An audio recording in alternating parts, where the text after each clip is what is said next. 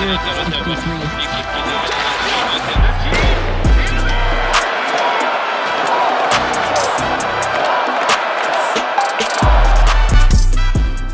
there and welcome to this bonus episode of the Gazette's Hockey Inside Out show. I'm Stu Cowan of the Gazette, joined by former Canadiens teammates and 1986 Stanley Cup champs Chris Nilan and Rick Green. Rick, the Canadiens' big off-season acquisition, defenseman Noah Dobson, acquired in a trade with the Islanders after signing an 8-year, $76 million contract with an annual cap hit of $9.5 million, makes him the highest paid player on the team. As a former defenseman, what have you liked most about watching Dobson through these early games?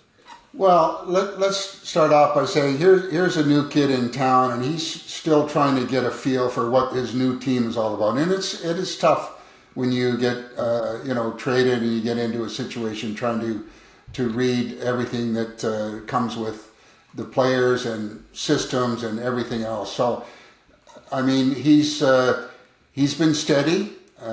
He's a big body. He doesn't make too many mistakes. He seems to his decisions with the puck seem to be good. Positionally, he seems to be sound. So I think that moving forward, this guy's going to feel more comfortable. He's going to bring probably a little bit more offensively. But let's not forget too that pairings are so critical to the success of those defensive guys. And when you put him with Matheson the way he's been playing, they really complement each other and are going to continue to get, make some good things happen. And, we'll see down the road here, but I think that there's going to be bigger and better things to come, in the near future. Knuckles, Ken Hughes gave up Emil Heineman, a player I really liked, and 2 first-round picks to get Dobson. Was he worth it from what you've seen, or is it too early to really? Yeah, it's too early. Like Greeny said, the adjustment period, new team, I'm sure he's been welcomed in and all that, but still, you gotta pick up on the system, new system compared to probably the Islanders and what Patrick did. But listen, it's going to take him some time, like anything. Everybody expects so much from Demidov, and they expect it. When you see a guy sign a contract like that, the expectation is like, oh my God, but it's still hockey. You got to go out there and play and prove it night in and night out. And I'm not worried about him. Like Rick said, steady. He moves the puck well. He's got a good shot, really good shot. Right-handed D, someone they needed. So, I think it'll bode well. Power play for sure, because he's got a great shot.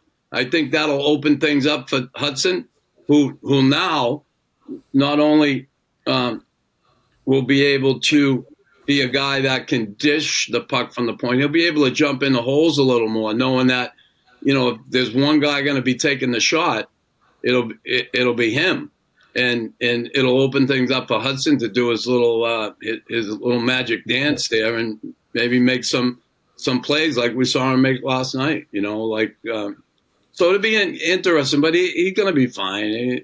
He's a talented kid, big kid, and he'll get it. Well, top pairing defense, he's playing power play, he's playing PK. Ken Hughes spoke about how you have to pay more, like when a guy's can become an unrestricted free agent like that, as opposed to Lane Hudson with his status. Rick, you came to Montreal, new team from Washington. I guess one adjustment was spending less time in your defensive zone. But who was your first partner when you came here, and how much of an adjustment was that, getting used to playing with other guys? They always seem to pair me up with one of their rookies. I know Sabota comes to mind when he came in. I think they wanted me to help him out from lying so much. It didn't work. But no, just basically, all the young kids that were trying to learn the basics on just when in doubt, stay in front of the net. And, that's kind of what I did. And I tried to deliver those type of messages to the young kids. So there's a number of guys that I played with. They're always the rookies, and hopefully I didn't screw up too many of them. No, but you were good for that, because Greeny was, more stay at home. He could guard the back end, and a guy like Peter, who was more a skater and puck mover, get up the ice, at a time where, you know, you didn't get up the ice as much as you do today, right? Mm-hmm. You know, you wanted guys to be a little more conservative on defense. But Greeny, putting him with those guys, you knew he was going to cover the back end and be there. I'm giving you a compliment, Rick.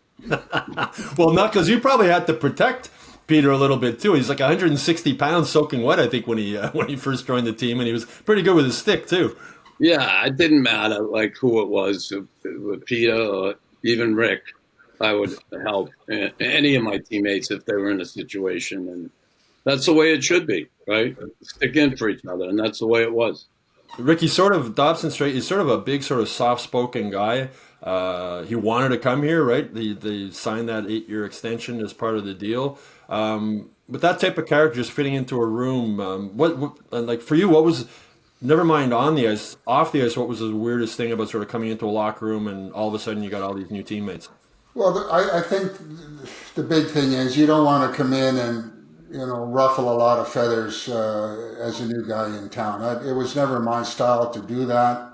I never really enjoyed guys that were coming in and, you know, doing a lot of blabbing and not delivering to back it up. But, you know, there's just different personalities that you've played with over the years. But I think the one thing remains the same is once an individual feels comfortable in his setting, he's going to be more confident in his way of playing.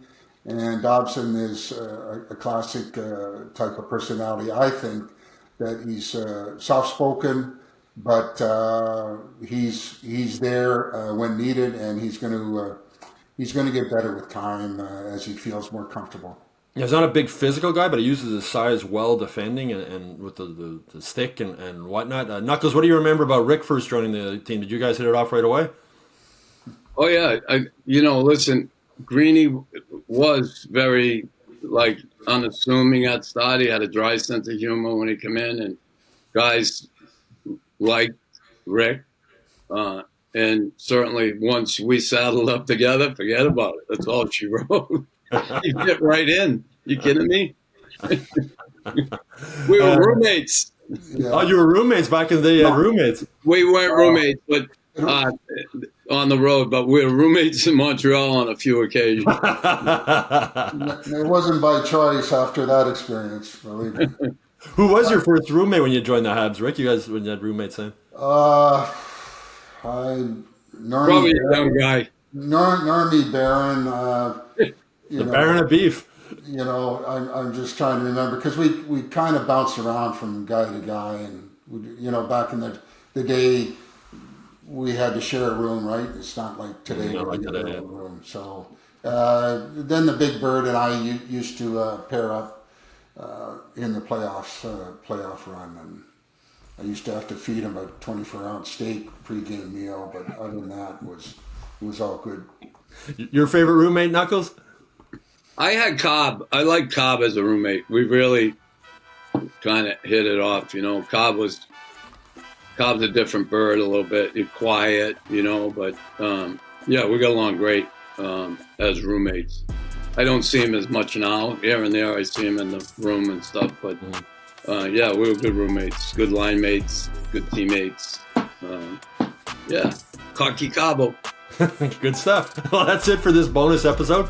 Hope y'all enjoyed it. Look for 2 more bonus episodes coming later this week, and we'll be back with our regular weekly Hockey Inside Out show next Wednesday.